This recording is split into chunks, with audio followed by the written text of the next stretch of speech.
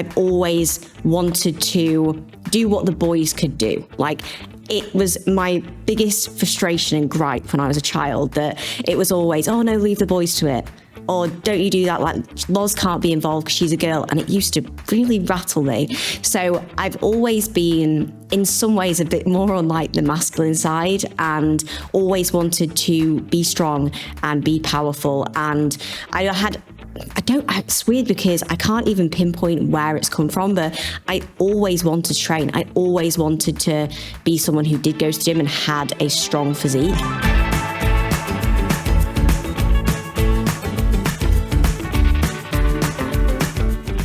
So the first question that I've got for you, Loz, what's the one thing, if you can, that women need to hear before they even think about signing up for prep? Yeah, I think this is probably the best question that you could start with as well, because there are so many things when it comes to understanding when you are ready for a prep. And we could probably do a whole podcast in and of itself on that. But if I was to narrow it down to the most important thing, I would say that it's having a very, very, very big understanding that being ready to compete is not just about where your physique is at. So I think a lot of females like the idea of competing or getting on stage because somebody says, oh, you're ready for it. Like, have you thought about competing? You see the side of it, you think, I've got enough muscle, or I can, I'm in pretty good shape. But a prep is so much more than just the physique element. And there is so much more that really, really goes into that from, I think, a mindset side of things with what you have to handle. But also remember that a prep is not just also about the prep. There is the post-prep. There is managing training throughout prep. There is managing your life, work, so many other things. So just being in a position within your physique with the amount of muscle that you have is not the only indicator that you're ready to go into a competition prep. A competition prep is a big extension at the extreme end of bodybuilding. So I always say, spend a really, really good amount of time bodybuilding in some capacity before you decide to think about prepping. And I spoke about this recently in a reel that I did where I kind of talked about building up your bodybuilding CV. So I don't know if like a CV is something that you use in the US, but it's what you basically hand into like when you apply for a job. You hand in your CV and you see your experience, right? So it's like when you're thinking about going into a prep, you need to think what's on that CV. So, have you spent time going through a normal diet before and exiting that diet? That's kind of you preparing and thinking, am I going to be okay post-show? Have you been through a diet phase and been able to manage your training throughout that and enjoy your training and enjoy the process? Like, there is so many other things that go into competing and getting on stage other than just the physique. So I would say if you're thinking about it, someone's maybe come up to you in the gym, or maybe even your coach has brought you on board and said, you look amazing, like let's prep now. Think about the other things, like just kind of check in with yourself a little bit and be like, am I ready for this beyond where I'm at from a physique standpoint, as opposed to, just looking at your pictures and being like, yeah, let's go. Just make sure that you do think about the other elements that come into that beforehand as well. Yeah, it's so funny. I interviewed this fabulous doctor, Dr. Martin Hugenberg, and he was talking also about how much the mental part of preparation for even something like elective surgery is often overlooked, and it's so fundamental.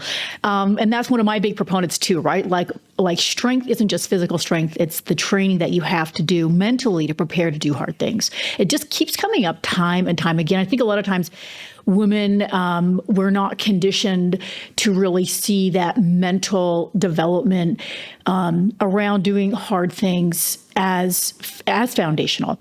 And we're conditioned to focus so much on the external markers of success or external markers of perfection or whatever it is that you want to call it. You know what I mean? Yeah, 100%. And it's so hard because you can't see it, right? It's like we train our body hopefully not every day, but most days, we see what's going on physically, but we don't see those results like in front of us when we are training our mind and training our mindset. But I always say, like, you put so much work and so much effort into training your body and doing all these things that you can see physically.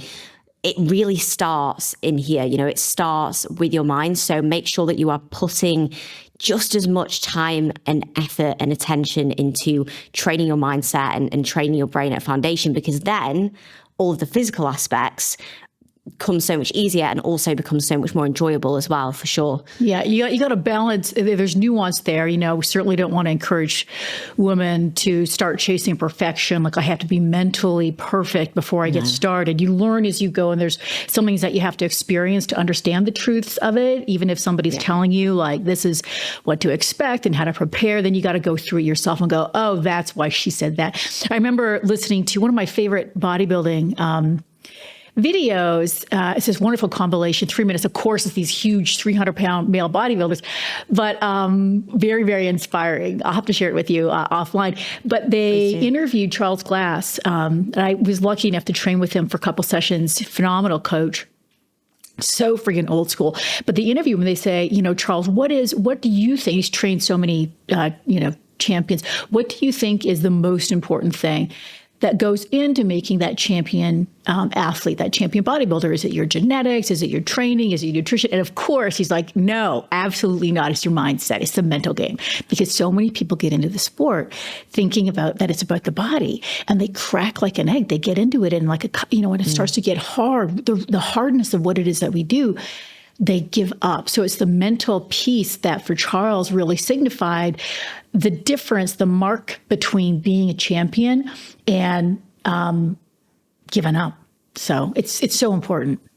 Yeah, I think you're so right with that. And I really liked the point that you made as well with regards to females not just striving for perfection with it, because you are so right. Like, don't take me saying, you have to have the mindset right, you have to train the mindset, that means that should be perfect. Because I think building a strong mindset in bodybuilding is not about having a perfect mindset, but it's about building resiliency with your mindset and learning from mistakes and learning from challenges. And that's what bodybuilding is all about. Like, the physique is the physical representation of everything else that we go through, but it's the way that we're able to learn from challenges, learn from difficult moments. Because I know for sure I've had a lot of very difficult moments, and my first prep especially was rough. Like, my mindset was not good in my first prep, but I worked on that and I learned from that. And that's bodybuilding. It's going through the difficult times, going through the challenges, and being able to reflect on the things that we find hard and go, okay, how can I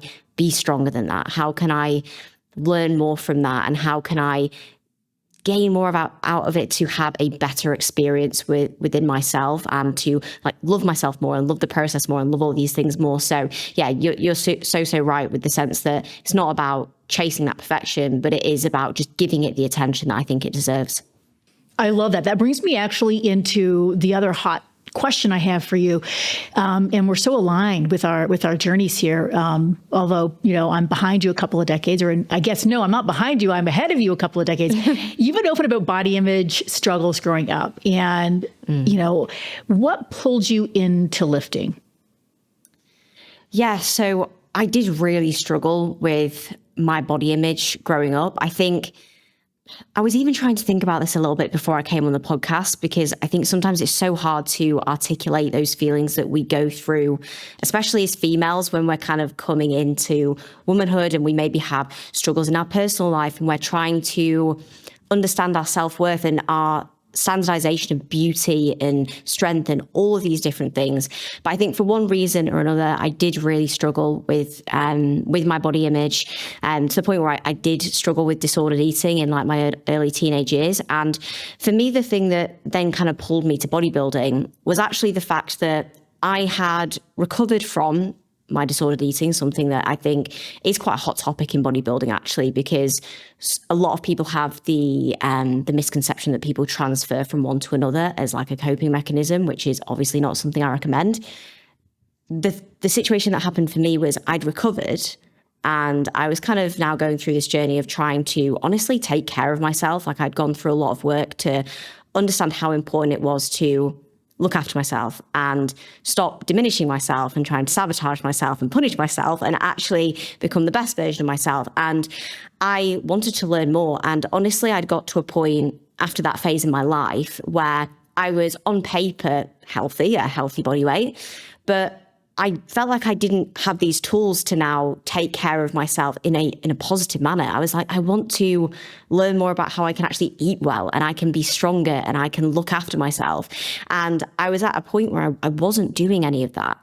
And I'm a very decisive individual.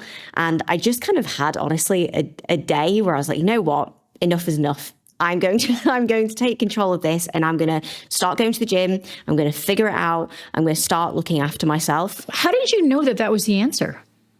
Because you went from like surviving, right? You were surviving or getting over the disorder, but then we're saturated. Again, we think about the conditioning for women, you know, we're certainly, and, you know, maybe this was 6 or 7 years ago. I don't know. Is in the UK, is there a lot of media out there showcasing young women with muscles and that this is a viable option? Like, how did you tap into this whole world? It's interesting because at the time, I think now there is a lot more female influencers who are training, and like muscle growth for females is so much more popular now, I would say. Maybe it's my algorithm. But back even in when I started training, which was 2017, it really wasn't the case. And it was still very much like girls go to the gym to do cardio, and that's kind of just about it, even at the time for what I was seeing anyway. But for myself, I have always been naturally very competitive, but also a massive like tomboy in a lot of senses. So I grew up as the only girl in a family of boys. I've always wanted to do what the boys could do. Like, it was my biggest frustration and gripe when I was a child that it was always, oh no, leave the boys to it. Or don't you do that? Like, Loz can't be involved because she's a girl. And it used to really rattle me. So I've always been, in some ways, a bit more on like the masculine side, and always wanted to be strong and be powerful. And it's weird because I can't even pinpoint where it's come from, but I always wanted to train. I always wanted to be someone who did go to the gym and had a strong physique. I think my issues earlier in my life were skewing that a little bit when I obviously wasn't taking as great care of myself. But in reality, that's where I always wanted to be. I think I just didn't have the self-worth to kind of pursue such a goal. So I always wanted to be strong. I always wanted to be athletic, have that athletic look, you know? So I, at the time, had thankfully like quite a few friends who were going to the gym. You know, it was still like a popular thing, like in high school, you know, like some people are going to the gym, some people are not. I was like, I'm going to go to the gym. I'm going to take care of myself. And I think gym culture was starting to emerge a little bit more on social media, but it was still very much like gym influencers who weren't really weight training. But for some reason, I just was never interested. I was always immediately drawn to male bodybuilders, which was, I just don't know. I can't explain it. I literally can't explain it. You might have picked up like a magazine or something that your brothers were reading, right? And like, it's hard Maybe. It's funny. Go ahead. No, I was just going to say that I was always drawn to like the hardest things and the more extreme side of things. So for me, it's like, I'm going to the gym. Like I'm training. I want to get strong. Not that came naturally to me to begin with and was easy, but it was what I wanted to do. And as I say, at the time, I had a lot of friends who were weight training. So that did help me, because if I'm being honest, if I did not have friends, these were male friends as well, who helped me to get into that weight space in the gym, I don't think I'd ever have made my way there. I think I would have stayed on the treadmill, or I'd have stayed around the corner, because I was terrified when I first went into the gym. But as soon as I did go in, I had that comfort. I always had that bodybuilding style of training because I just innately wanted to be strong. And it is hard to explain, but it was just always a desire for me to really chase to be after. strong. I love that. And I think it's very topical for the people listening, the audience that are probably listening to this conversation. There's been such a radical shift in that sort of 35 plus demographic, 40 plus, 50 plus demographic. Now I was listening to a podcast, and they were interviewing I think it's like the CEO of Crunch Fitness or Planet Fitness or something like like that. And they were remarking that there's been a massive shift in gym demographics, and they're literally having to offload a ton of cardio equipment to bring in all of this strength training equipment. And the boom is around the female market. It's all these women pouring into the gyms. You know, there's some great influencers out there talking about how important it is for women as they age to build muscle. If you want to have agency, independence in life, it's linked to cognitive health, cardiovascular health, preventing bone loss or fracture, and so many positives, hormonal health as well. And there's been this big shift, and which is positive. And of course, on the negative side of it, right, I'm going to view it as the negative side. There's a lot of misinformation about all the things that you have to do, you know, rubbing your belly, patting your head, balancing on one foot to gain muscle as you get older. And we're gonna touch base with that. But you know, what maybe you went through as a younger athlete, you know, back in 2017, 18, 19, where there was this sudden, you know, growth in social media and mass marketing around getting women into the gym, and the idea that it was okay, it was cool actually to be a female and to be an athlete, whether it was tennis or, you know, Serena, all these gals that were getting these big sponsorships and showing up now on CNN and major ESPN channels and saying, oh, you could make money and be cool to be a female. That starts to trickle down to the rest of the world. And then now it's exploding. And for the women that are probably listening to this, they're more likely to be, you know, 35, 40, 50-year-olds. We're now seeing, like my mom included, these older women becoming, you know, landing brand deals and being, you know, models with silver hair. And on my algorithm, I'm seeing all these older gals, you know, racing, winning awards, setting records, like gals in their 70s and 80s. And so we're seeing this shift now.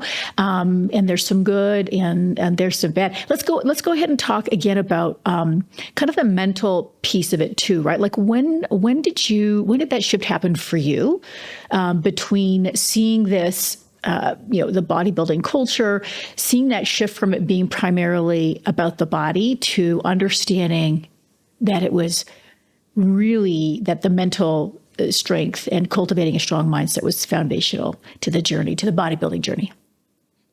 Yeah, I think with this one, it was in a lot of ways a very natural progression. And I think it's, as we've already discussed, there are some things that you can only learn by going through them. So I don't think there've been many moments where it was like, oh, suddenly, you know, the light went on, turns on, and I was like, oh, wow, okay, now it's about this.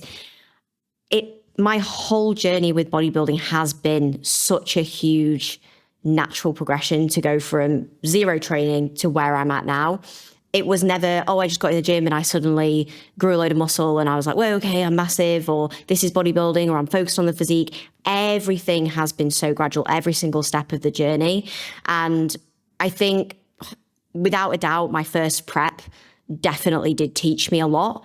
When it came to going through that process, everyone says you only know how it feels to experience that prep when you have gone through it, and you learn the resiliency that it teaches you. Because I think I came away from that first prep having grown and taken so much more away from it mentally than I had done from the physique outcome. Like, yeah, the physique was cool and I'd done something that I'd never done before, but it was the process that taught me so much about myself. And I think that for me at that point in time was the biggest reminder of, okay, this is so much more than the physique. And especially when I then set myself the goals coming away from that prep to move up categories, go on a big off season. Yeah, you went from bikini to figure, which is a massive jump. Yes. And especially for, you know, now that you're into coaching and deeper into you've been in it for a while, the science of gaining muscle.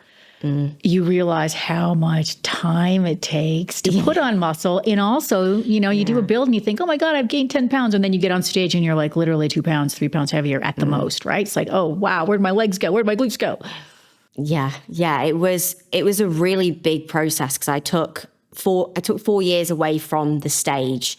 That's so unique. A lot of gals don't do that. I'm lucky if I can get them to take 12 months off of a show. Yeah. And I'm sure now that you're coaching, you're like, gosh, follow my lead. This is what I did. But they're like, no, I want to compete again. It helps that I've led by example in a lot of cases, because I have to bring myself as a case study. I'm like, trust me, if you do this, you will step forward. But that time frame, as much as it obviously helped me with gaining muscle, it taught me a lot. It taught me so much when it came to just falling in love with training, falling in love with the process when you can't see the results. Because you can't see the results when you're adding on the body fat, and you can't, especially as a natural athlete, you often don't necessarily see the real muscle mass that you are building when you're at a healthy body fat level. It's only when we come down to stage lean that you really see everything that is there, and that's for a specific time and place. But it helped me to understand that there are so many other measures of progress than just the physique, and you can fall in love with those even more so. And I really, really fell in love with my training above all else, which was so important. I got the strongest that I'd ever been. I understood the importance of, let's be honest, training is the stimulus for growth. I was like, okay, I better knuckle down on this. You got to fall in love with it, right? It's like, yeah.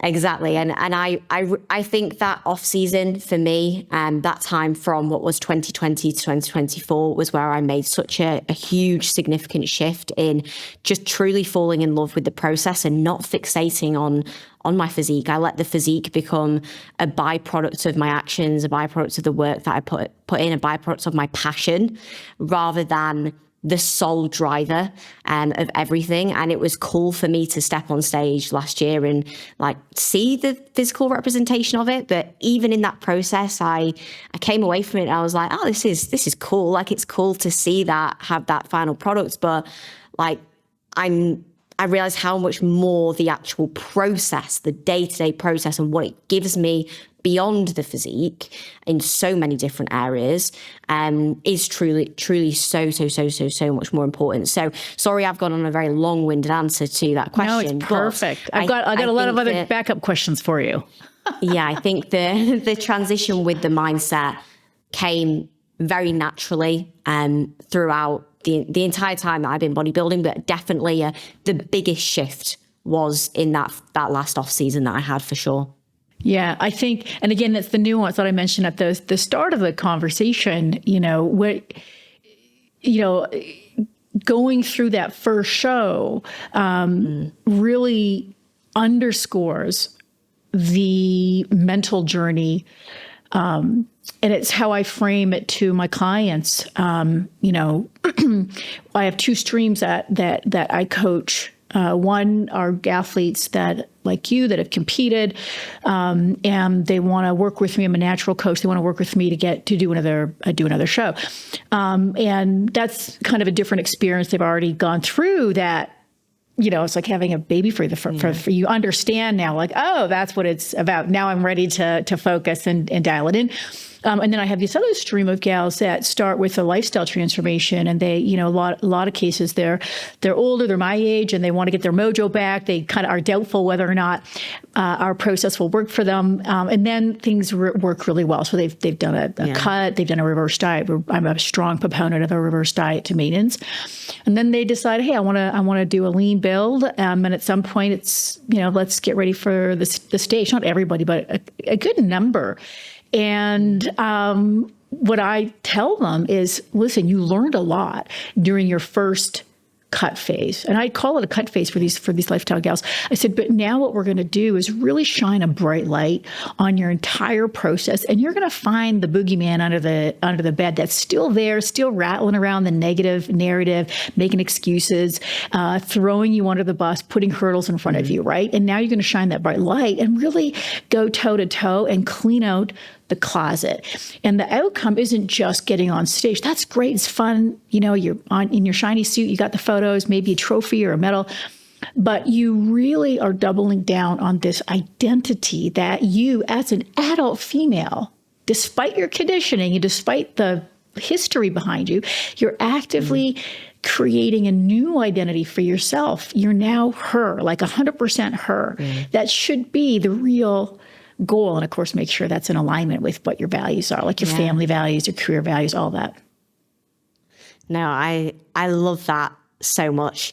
And I know for a fact, even as we're recording this, I'm going to be sending this podcast to my mum, because I try and hammer a lot of these messages down to my mum, and I'm getting there slowly. I love it. But you're so right. And, you go through those little phases, and even without the competitive goals, it's the small steps that you take to realize how much more in control we can be of who we want to be and what we can become and what we can do, especially as females, and especially as we progress through our wonderful lives, that we are never just one thing, or we are never tied down to having to be stuck as being a certain way.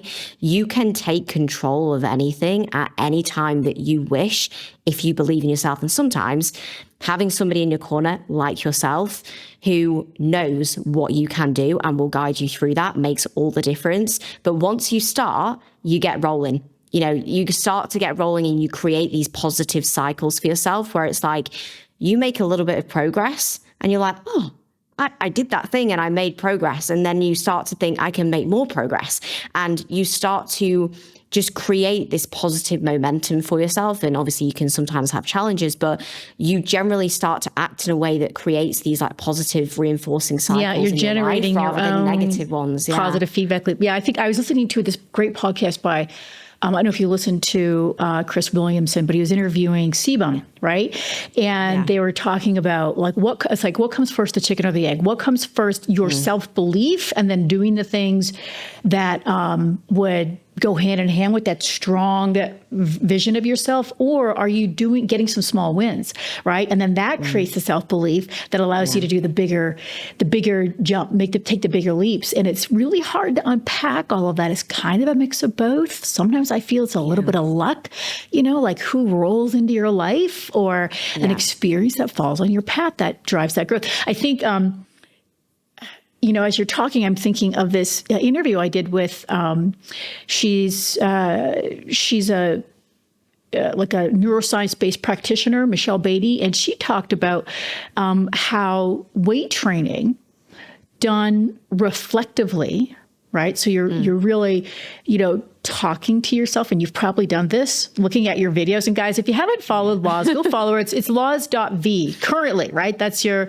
might change on Instagram. And this gal is a powerhouse, it's just insane how strong she is. Maybe one day I'll get to train with you. You'd whoop my ass.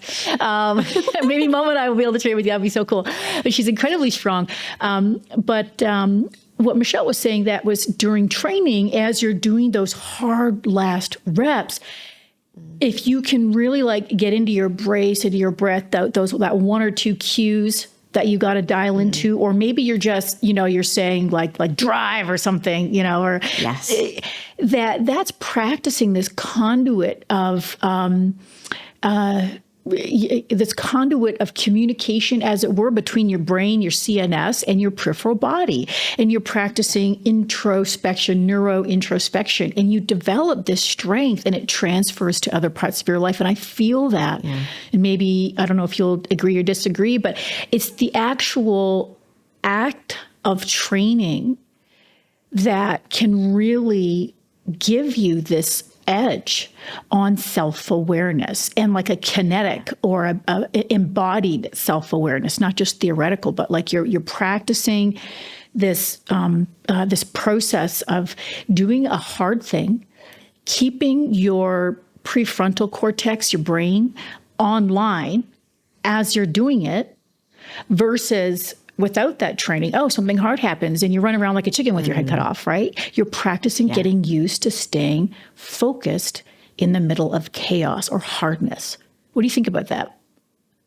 I absolutely love that. I think that's incredible. I love to hear I need to go and listen to that interview, because to hear that really explained, because it's exactly what I feel. You just articulated it beautifully, but it's 100% correct. And yes, if anybody does go on my Instagram or my YouTube, watch any videos of me, I do speak to myself a lot. You're so reflective. You're so reflective. I love it. Thank you. But yeah, it's one thing that I really do when I train is I I'm basically consistently saying to myself throughout my training, I'm like strong, powerful. Like these are the things that I think in my head continuously throughout, especially the final parts of my sets. And when you come out of a really hard set and you're like, wow, I gave that everything. Yeah, it's cool because you're like, oh, cool, I'm training hard, making progress. It's not that. It's a feeling that I can't explain. The people who train hard, like, you know how it feels, and this is why I encourage so many females to do it, but you just have this incredible feeling of capability and possibility, and it is genuinely, as you say, something that has leaked into and positively does every single day in all areas of my life and how I think about myself. And it's the biggest thing that I miss if ever I have to take time away from training. And so many of my females that I coach, you know, if they're sick or you have a surgery, you have a procedure, you have to take time off training. It's so hard, not really because of the physique element. It's in those moments where you realize how much training and the act of training and pushing ourselves impacts the way we feel about who we are and what we can do, and in so many other areas. And I have been through times like that myself where I have had to take extensive periods out of the gym, and it's been hard because it's not like, oh, I feel like I lose my identity because I'm not a bodybuilder. It's not about that. It's the act of just the going in, the way that I feel during sets, the way that I feel after sets. The accomplishment. And yeah, the accomplishment, the way, like, honestly, I wouldn't have achieved all of the other things that I have done in my life since bodybuilding if I had not began, you know, training in the way that I do. You know, everything I've achieved with work, everything I've achieved with school and everything on that front, I wouldn't have been able to have had that same work ethic and been able to build the resiliency that I have as well, because I used to be a very stressed individual. I used to be somebody who had no confidence and who had almost no belief in myself, really. And it's like, as you say, you do all these things and you start to gain that self-belief, you gain that strength, you gain all these things that you tell yourself when you do this thing multiple times a week. It starts to cross-transfer into everything else. Well, you're laying down deep tracks, and there's a whole positive feedback loop at the neurochemical level that you're wiring the action, you're wiring that introspection, you're getting the immediate positive feedback, that sense of accomplishment, like I did that hard set. Life is confusing and chaotic. We don't always have those clear accountability feedback loops where you can say, oh, I did that thing and it was hard. When you really get into that rhythm of training, in one training session, you could have several wins where you're battling down like that one, you know, that chatter to, oh, that's enough. I can, you know, don't do the last rep. I'm done, tapping it. But you win and you do it again and again, and you finish the session and you're sweating and your heart's pounding like, oh my God, that was a great session. Not only is that a mental experience and an emotional experience, but it's a neurological, a neurochemical experience. And it's a dopamine effect. It's all of that, endorphins. So it's just so robust. There's so much to gain from it. It's, you know, learning how to train hard. And again, guys, listening to this, go check out Loz's Instagram, because she has a ton of great drops of wisdom there. And she's definitely like one of the reasons you're on this podcast. I don't bring a ton of guests on. You're here with Hattie Boyle, for example, another top athlete that talks about both hard training, but also finding joy in the process, and defining your own standard for balance. It means going to mean a little bit different things for everybody, but you're on here because you're one of those, what I think is a top athlete, your mindset, your consistency. Let's talk about consistency a little bit. And I'm going to talk specifically about injury, especially because the demographic that are probably listening to this are experiencing more injury. Either they're new, they've accumulated injury, and they're trying to, train, gain muscle and working around it. Or, those of us that are in menopause, it's the backdrop of aging, estrogen plummets, and recovery can go down. Those niggles are a reality. You might not be able to do overhead pressing. So let's talk about mindset, habits, consistency around injury. You can talk about it as an athlete or as a coach. Yeah, I can definitely talk about it from both aspects because it is challenging. It's something I've experienced myself. Is as any individual, but especially anyone who trains, you're going to have probably some injuries, some niggles along the way. Doesn't mean that training is a bad thing. You're probably going to actually land yourself physically in a worse spot in years and years and years to come if you never go in the gym. So sometimes these things happen and we have, challenges that we have to overcome. And as I say, I've been through that myself, also guided clients through it. And it can be hard. It can be frustrating. And there's definitely a lot of really important points to cover when it comes to the injury and how we actually manage that, both mentally and physically as well. I think mentally is the hardest part sometimes because if you can't do something, for example, you've injured something and as a result, you cannot then train in the way that you want to train. A really common one is sciatica, for example. Oh yeah, that's huge. And you can't push yourself at the intensity that you want to. You can't do certain movements. You're having to deal with this all the time. And you have to really, really, really adapt your training significantly in order to deal with that and manage your pain. And it's hard when athletes or individuals feel as though they are failing because they're having to work around an issue. So, if I'm not leg pressing, if I'm not hip hinge, if I'm not doing this, I'm not making progress. I'm wasting my time or whatever it may be. It's a big one. And the problem there is that then you drive up stress.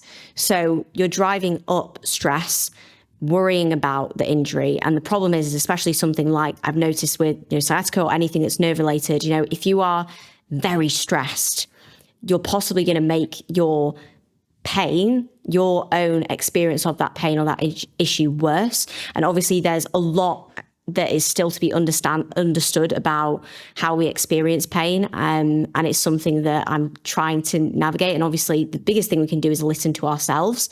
But there is definitely a huge impact in stress and the way that impacts our perception of pain. And if you are going to stress about the thing and then create more issues with the thing and then more stress, it's like you have to be aware of where that's going to create. Again, it's like we said, what's creating that positive feedback loop, but in the sense that's making the issue worse. So it's very hard, but during those times, you really have to pull yourself back to, okay, what can I do? What can I control? What do I need to do? And same with everything, but don't let your energy and your focus be drained by the things that you cannot change and you cannot control. An injury has happened. You're dealing with something. Okay, let's not focus on the things that have happened. Let's not focus on the things that we can't change. What can we do right now? Okay, we can still train in this capacity.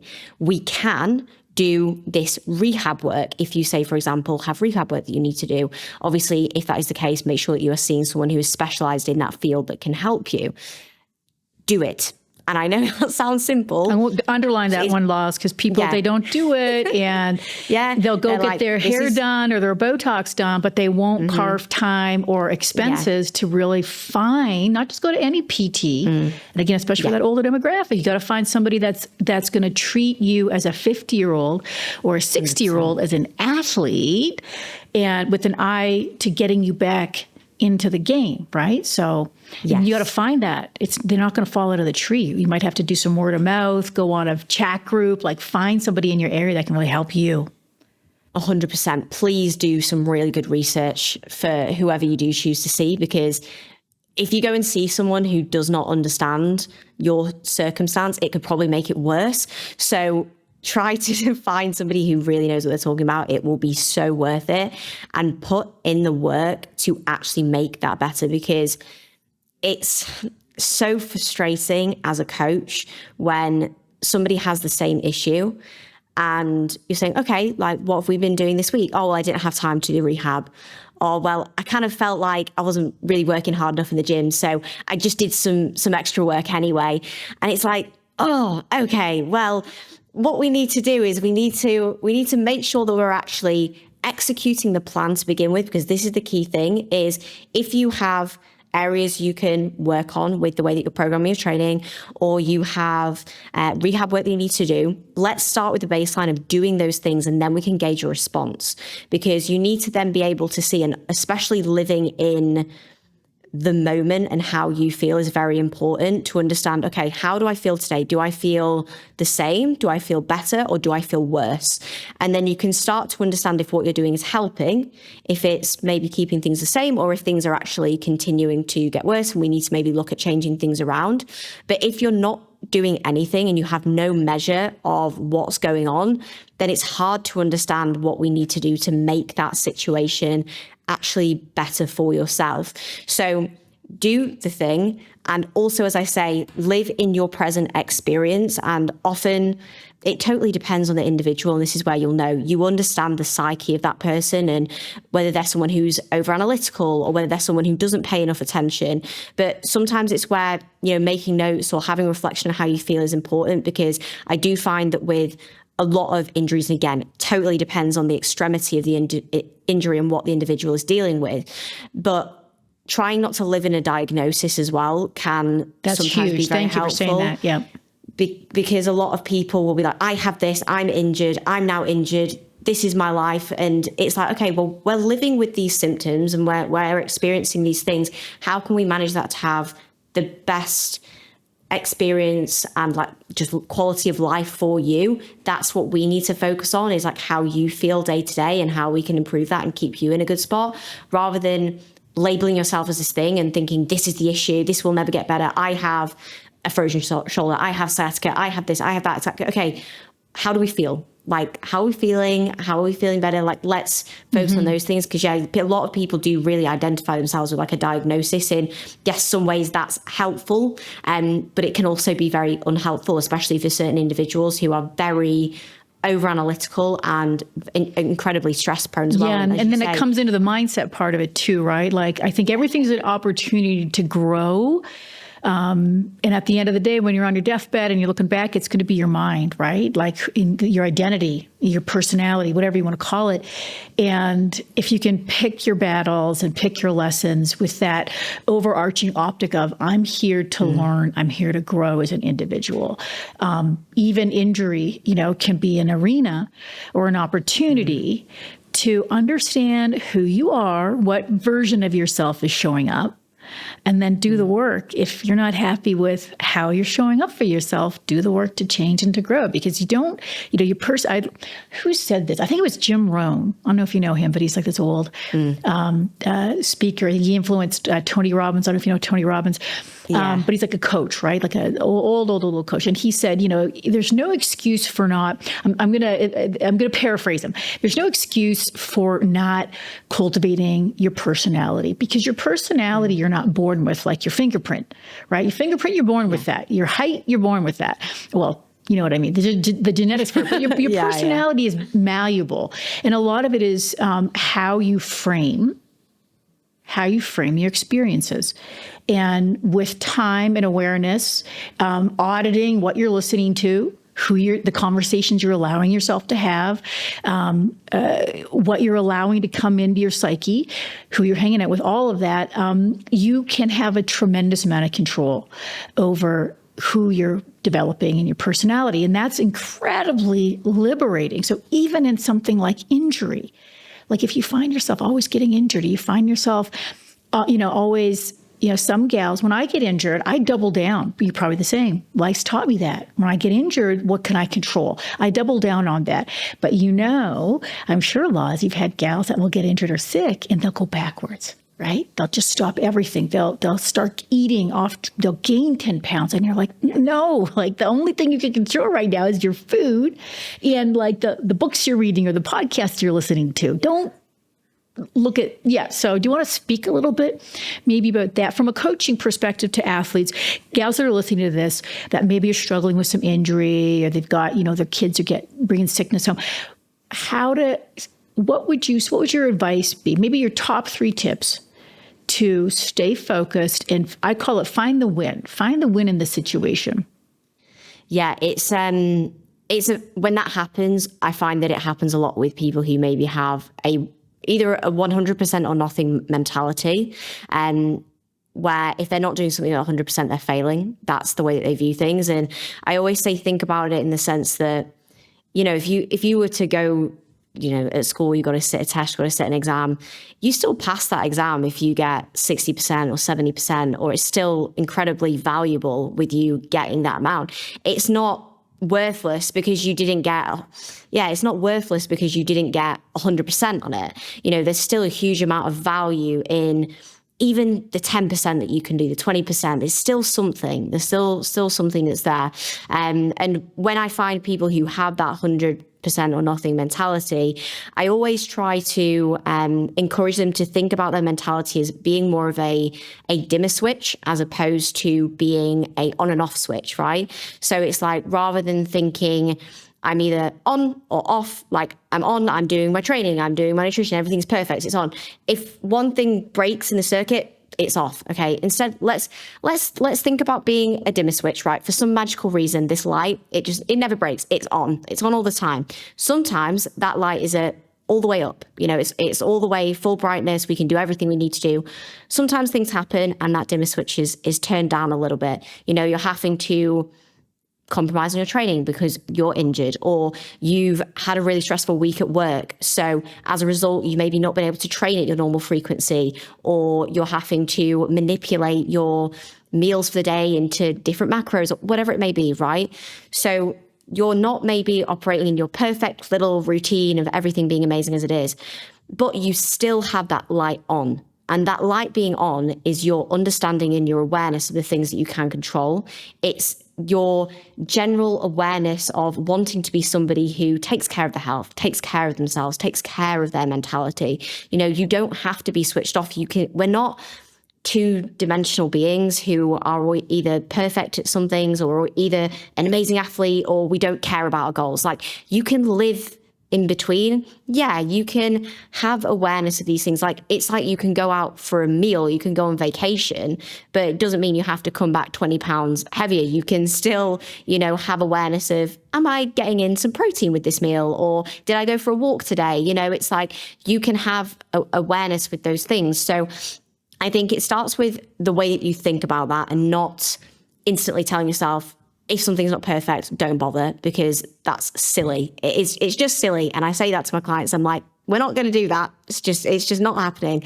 Let's rephrase the things that we can control. But I think within that, you do have to keep yourself accountable. You do have to keep yourself in check with the things you can control. And as you so rightly said, it's about creating the wins with what you can do.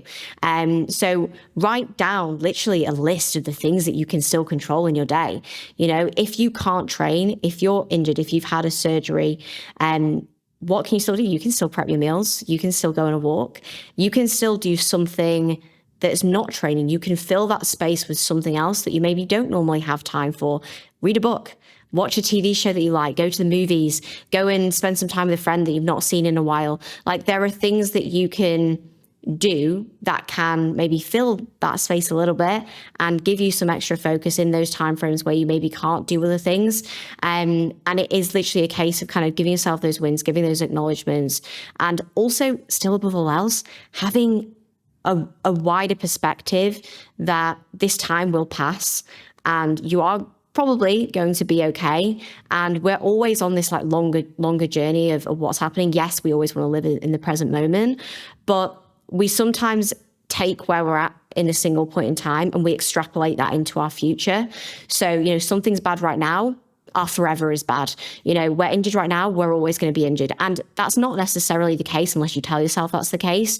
So if you're able to take a step back and kind of put things into perspective a little bit more, understand your long-term journey, understand the way that your life transitions, I think that helps massively, and as you also said, I know I'm going on and on and on, but the opportunity fact is also massive, because every time when something is taken away from us or we can't do something, we have an opportunity. And often one of the biggest opportunities is when something is taken away from us, we have the ability to be grateful for other things, but also immensely grateful for that thing that sometimes we lose sight of. And often when you get injured or you have to take time out of the gym or whatever it may be, you go back into training and you have a newfound sense of gratitude for what we are so immensely privileged to do, that often you then make even better progress, and you can reframe that in a good way. Like you've had time off training. Okay, let's go back into the gym. Let's be really grateful for training. And also, don't view this in the sense of, oh, I'm really weak now, I've lost all my strength. Let's go, okay, we have no pressure for strength numbers right now. Let's just set a really good baseline of like good quality execution, enjoying your training. You have this ability, you have an opportunity to make improvements. Let's find opportunities. Let's find wins, because there are always wins. There are always opportunities. And I'm a broken record, but it's perspective. It is perspective on so many of these things. But these are often like the main things that I would really remind any of my clients of, kind of going through those timeframes for sure. Yeah, just to summarize, and then please interject if I miss something. So I'm hearing like two big wins, and they're both kind of, again, linked to mindset, right? And cultivating that skill that around how you're approaching the given situation. But the first one really is, number one, don't look at things as I'm either all in or I'm out, right? That is this on and off switch. Instead, cultivate perspective and understand that things are nuanced. You can have a dimmer switch. You can pull back a little bit in response to whatever is happening physically or environmentally even, and still navigate a path forwards towards your goal. So that's one thing, right? And then the other piece I heard about that, how can you find a win here around injury is, again, around perspective, right? And there's how, if I can't, because of this thing, right, maybe sciatica, and I can't go and do deadlifts and I can't do heavy leg presses. Well, let's dial it back. Let's not pursue a strength goal. Let's shift our training. Let's maybe do some special kind of like rep schematics. I'm a fan of like 1 1/4s and stretch partials, because you can kill yourself with like little bitty weight. And so your joints and whatnot aren't getting so trashed, which becomes important as you get older. But you're still pushing towards failure, right? Or maybe you're focusing on your form and your technique. You're doing some unilateral work, some balance work, reintegrating those fascial slings, whatever it is. But you're shifting your perspective, crafting a new strategy for what hard or success looks like on your athletic journey, and being accountable to whatever it is you're having to deal with. You're not ignoring it. Did I miss something there? No, I think that's 100% right. And it's why it's so important for females and everyone on social media, because sometimes it's very hard when you see somebody who says, this is how you train, this is how you do this is how you do that. So if someone is to be put in a situation where they cannot train in that way, or they cannot track their food in that way, whatever the situation is, they think that then they're going to lose progress because they're not doing the most optimal thing, or whatever it may be. There are so many different ways to train. There are so many different ways to approach your journey. And especially as females, especially as older females, like, I feel like we're just not included in a lot of these things. And often a lot of studies like aren't really doing on that many females, or not many. Coaches they're mainly working with your average male, right? So it's like, that's not applicable for you. Like, is that your circumstance? No. So don't be measuring yourself against that. You need to understand that you can still, as you say, you can still take an approach, you can still make great progress, you can still focus on these wins in different areas. And I think that's so important, is to always pay attention to your circumstances and whatever it is that you're going through at that point in time above all else. Yeah, it's so bang on. It's foundational. And I think, people that are listening to this, understanding that, I think from this entire conversation, Loz, is there are so many ways to grow and get some serious traction in terms of your own personal development, from pursuing bodybuilding, whether or not you even compete. And that brings me to, like, I know we've been talking and I could talk forever. I feel like that every time I get on these podcasts, because my guests are phenomenal. Thank you so much, Loz. The last question I'm going to ask, and it segues from this, you really are, I'm going to, like, if in my experience, you're the queen of the off season. I mean, to do one show and then commit 4 years to building. I mean, if there are any coaches out here, they're like, she's a unicorn, because that just doesn't exist. You're usually prying clients away from the contest schedule, right? They get a little bit fluffy and they're like, that's it. This is, the weight's never going to come off. And for me, it's like, I'm too old. My skin's it's not going to snap back. I can't keep going. I'm like, oh my God. Don't you remember the post-show recap when you said I had no glutes? And we said, okay, well, we're going to have to build those glutes. It takes time, right? So you're the queen of the off season. I want to know last words of wisdom for you. Take your time. I don't this. You have so much wisdom here to give. I mean, you beat me. My biggest off season was 2 years. I can't imagine 4 years. What's your golden word or words of advice to people that are struggling to get beyond 6-7 months of a build?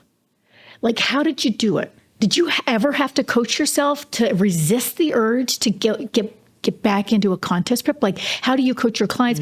So I'm going to pass the mic over to you. I want to know personally. Okay. Yeah, there's a few things that go into it, so I'm going to try not to talk for too long, but I also appreciate the comments, so thank you for calling me the queen of off-season. I'll take that. I'll definitely take that. There's a whole host of different things, I think, both physically and mentally when it comes into it. I think above all else, honestly, my drive to be better was so unbelievably strong that I had no desire to prep until I knew for a fact I'd made enough improvements. And this is where, especially for myself, and if you're somebody who is very new to bodybuilding, very new to training, a younger athlete especially, those longer time periods are more beneficial. I think in your case, Michelle, you're an incredible athlete and you have a lot more muscle mass than me. So you probably don't need to. I don't know, but it's old and dense though. I'll give myself it's old and dense muscle. Yeah. But I needed to grow a lot, I really did. And I was still very young. I did my first season when I was 19. So I was in a position where I was like, I want to do this for a really long time. I really enjoy bodybuilding and I want to make some great progress in. Unfortunately, I think a lot of individuals, especially a lot of females, you get into the sport maybe quite young. They're like, I want to prep. And they're done, maybe hormonally, they've got themselves in a really bad position.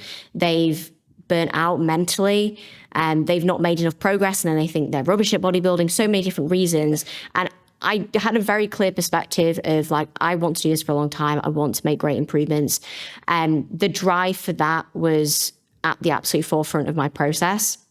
And I think for me, even I got to a few years into that off season, 2023, and people are like, are you getting back on stage? I'm like, honestly, I've not improved enough. And the reality is for most females, especially if you're the younger side of the sport, you've not got elite genetics. It takes a lot of time to build a lot of muscle. So it took me 4 years of improvements to even go from bikini into, figure and just have that level of muscle mass to Can you share how much muscle you put on just to the people listening? So she's young, she's full of hormones, she's chock full of hormones. She doesn't have kids going to college and parents to take care of like you guys do. And how long and you focus completely on building muscle. You're strong, she's genetically, she's kind of a freak, right?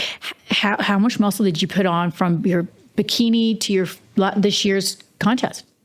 Yes. So when I competed in bikini, I was 95 pounds. How tall are you? I'm 4'10". I'm very 4'10". short. And how much? 95? Yeah. That's actually pretty good for 4'10". Yeah, wow. Not too bad. I didn't have a huge amount of muscle then. So I was 95 pounds, I was as lean as I could have got for the amount of muscle that I had without, just disappearing. Dieting. Yes. And then my final stage weight in this past year was 104, 105 pounds. So it was about, I'd say 10 pounds of muscle. 2 pounds a year, 2.5 pounds a year, right? Something like that, which I'll be honest, I think a lot of that progress came in the initial couple of years in the sense that those were my beginner gains, right? Newbie gains. And then since then, and even like I'd say even now, as I get further, it's way more marginal. Like if you gain a pound of muscle a year, that's pretty awesome. It's the truth, guys. Please listen. I mean, she's young. I'm telling you, she's so strong. Go check her out. She'll knock your socks off. And this is the truth. This is natural bodybuilding. And also, as you're listening to this, you're older, don't be afraid that you can't still gain that muscle. I have seen that. I have coached it. But we do have to manage our expectations when we take into things like injury, stress levels. If you're somebody who has a hard time with boundaries, you keep like me. I currently have trouble with my boundaries. I keep skipping my workouts and stuff. So that's going to affect your gains, not your age, not your sex, but those other factors will really affect your gains. Yeah. Sorry, I hope I didn't put, so keep going, right? So how did you do it? How did you do a 4-year off season? What's your words of advice to gals struggling to get beyond 7 months? Yeah. So honestly, the physical management of a good long off season is incredibly hard. It is so much harder than doing any diet. It's so much harder than doing any prep because you have to be absolutely on it, if I'm being honest, when you don't feel great, you don't maybe look incredible, like you're not seeing the results, you're not like, oh, I'm getting shredded every week, it's so motivating to stick to my diet, it's so motivating to do my sessions. Like it's really hard, and the training is immensely hard. And how is it mentally hard? I'm going to tease that out, right? And I say to my gals, listen, we're conditioned, you don't even notice it. But there's, whether it's an ad on your phone or something in the magazine or on a billboard, we're conditioned to be smaller, right? Yes. So let's talk about that piece. What are you fighting against? Yeah, it's difficult, and I tell you what, I feel it a lot myself because, as I said, I'm 4'10", so I feel the weight that goes on. You're going to feel the weight. You're not stretched out. Yeah, this is important, and guys. For people who want perspective, and to be fair, like I probably won't get as heavy in my future off seasons, and this is something that does definitely changes with age as well. I think in some ways with how hard you need to push, how high you need to push, and how responsive your body is. But I did push from 95 pounds to 145 pounds. So I did add on 50 pounds. Wow. Which was intense. I think now I probably won't get any heavier than like 130, 135 pounds at the most. But I think that did teach me a lot of merit. But as you say, coming back to the point, it's hard because we are conditioned to be small. Like that's a fact. And I know that probably better than a lot of people in the sense that was very much all my upbringing as well. So for me to be in that position, I'd look back at me 10 years ago. And you had an eating disorder. Yeah. Right? So how did I get here, right? How did you coach yourself around? Because you must have had several moments in those 4 years where you were like, no, let's look it in the mirror, in those changing room lights that you see all the cellulite and you're like, no, I'm not an athlete, or you're in a gym and everyone's competing and they're running around with their 2 pieces and their abs are popping and their veins are popping. How did you talk to yourself and get yourself out of any kind of doubt? Why am I doing this? Or negativity? You're terrible at this. You don't have good genetics for this. How do you talk yourself through that? Yeah, really, really, really hard. I had a lot of difficult moments for sure. I will say as a baseline that it really helped me that my environment is incredibly supportive and my partner understands, because I think he's a bodybuilder, right? Yes. And I think when you have, maybe even if it's just co-workers or family, and don't get me wrong, my family would see me and like, oh, you don't look like a bodybuilder at the moment. I'm like, oh, thanks, guys. But sometimes my clients, like, what happened to you? You lost weight, now you've gained it all back. They don't understand, right? Because you're female, you got to be small. You've done something wrong. Yeah, it can be very difficult. I think I really focused and set my main priorities on my performance above anything else. My performance mattered more than how I looked. My performance mattered more than how I felt. It drove absolutely everything. So my goals were perform the best I ever have done. And I think, as I said, with me pushing my body weight up to the point that it did, it was beneficial because it leveraged such incredible performance. If I how much? What do you deadlift? Or I mean, I've seen you deadlift. It's ridiculous. You RDL more than I deadlift, and you're 4'10". Yeah, at my heaviest points when I was around 140 pounds, I did deadlift 150 kilos. So that's over 300 pounds, guys, if you're listening to this. For a stiff like deadlift for like reps, which I can't do anymore because I don't have that body weight on me. But it was useful at the time, and it definitely helped me to build a lot of tissue. But just in general, I had to really focus on my performance. If I am driving up my performance, I'm using where I'm at right now to make improvements. I am improving. And I had to use that knowledge to remind myself constantly.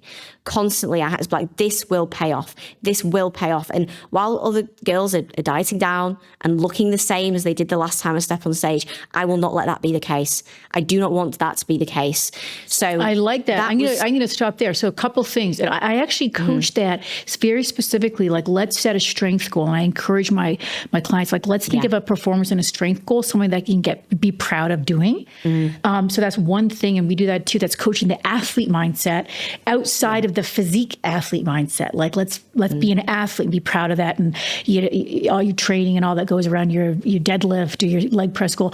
The other piece, though, is, and Tony Robbins talks about this, you want to associate pain and pleasure around the goals, the habits and behaviors that you want to drive towards, and the habits and behaviors you want to you have pain around the habits or behaviors that you want to walk away from. And so, you're getting excited about these strength goals or performance goals.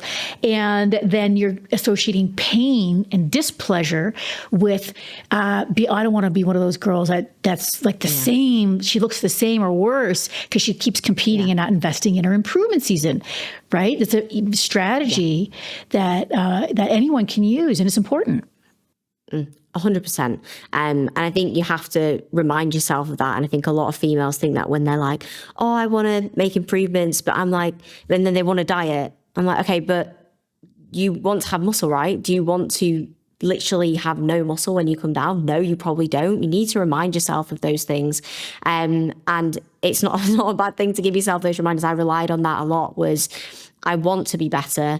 I know this will pay off. And I've always had, even from the very beginning of my bodybuilding journey, where, as I say, I'm not somebody who has incredible genetics. I've had to work really hard to be where I'm at now. And sometimes people go, oh, you've been training for 8 years and you look like that. It's like, yeah, I have. And I've got average genetics and I work really hard, and this is what it takes, but it's worth it. And it's been an amazing journey, and I wouldn't change it for the world.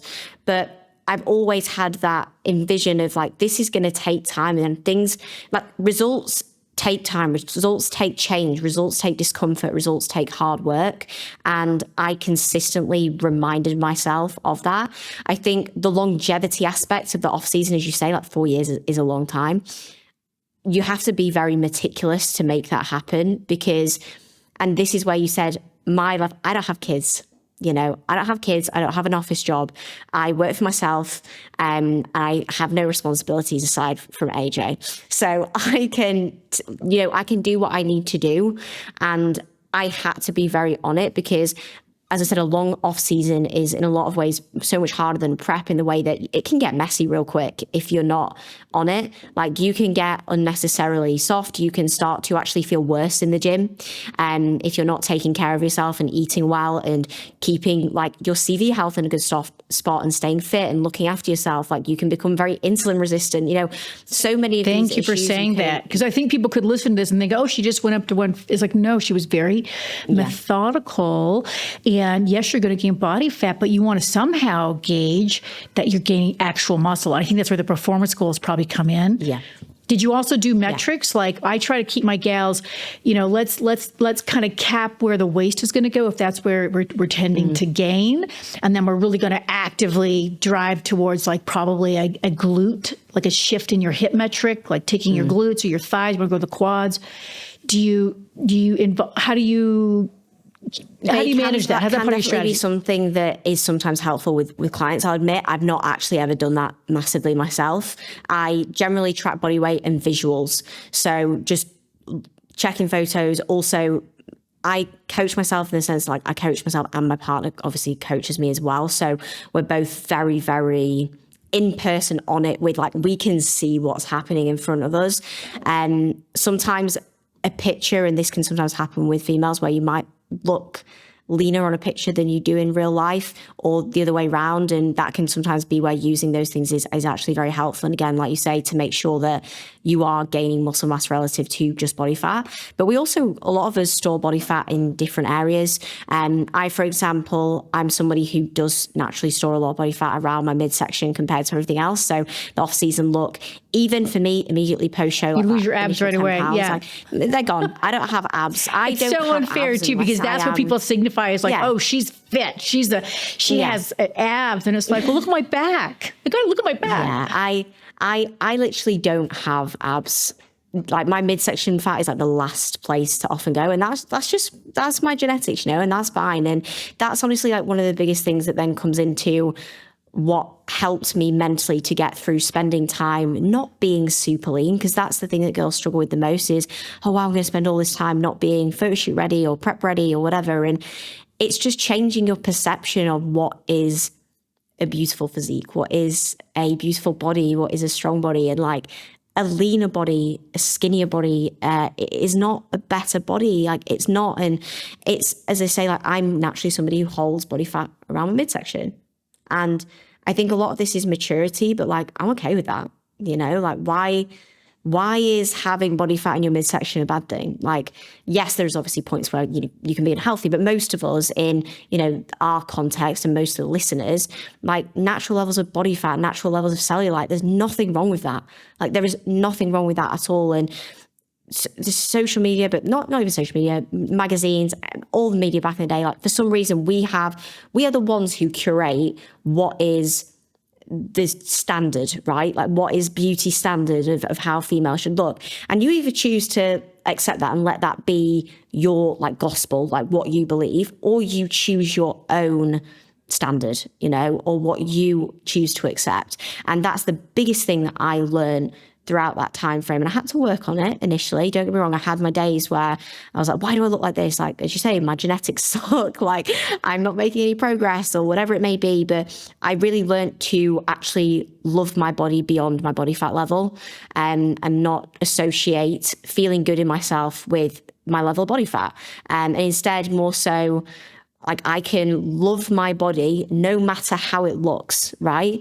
Like the way that it looks at a high body fat level, a low body fat level, that doesn't dictate how attractive I am or how like good I feel about myself, how I feel. And whether or not you're an athlete. Yeah. Yes. We've got some great athletes on socials, like what's her name? Ilona Mahar, and she's out there on Sports Illustrated strutting your stuff. And, it's a really positive message. 100%.